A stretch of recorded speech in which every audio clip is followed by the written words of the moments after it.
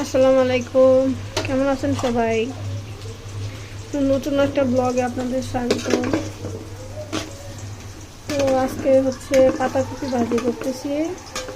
এই যে পাতাকপি অলরেডি সিদ্ধ দিয়ে দিছি লবণ আর হলুদ দিয়ে। এখানে কিছু ছোটো ছোটো আলু কিন্তু অ্যাড করছি। এই যে দুপুরে রান্না শুরু করব।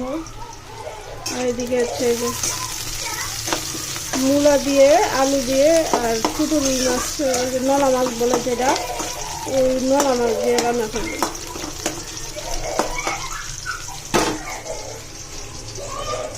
তো আমি এখানে মশলাটা দিয়ে নিচ্ছি, হলুদ, মরিচ, লবণ, ধনিয়ার গুঁড়া আর রসুন বাটাটা দিছি আর কি।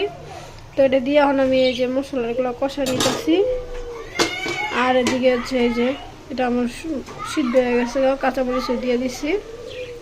এখন আমি এটা বাগার দিয়ে নেব, দেখতে থাকি। তো এই যে দেখেন আমি মূলাগুলো এইভাবে কাটতে নিচ্ছি, সাথে 2-3 আলুও দিছি। এই যে নতুন আলু, মূলা কম ছিল। তো আমার এদিকে মশলাটা কষানো হয়ে গেছে। আমার বাড়িতে এখানে রান্না শেষ। এই যে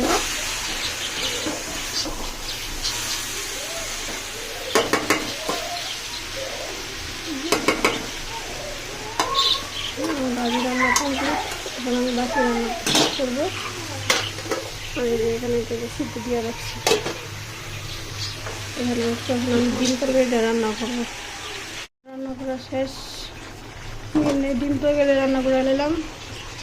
আর এদিকে যে মাছ তরকারিটা রান্না আমার শেষ, মূলা দিয়ে মাছ দিয়ে রান্না করলাম। তো ধন্যবাদ সবাইকে আজকের জন্য।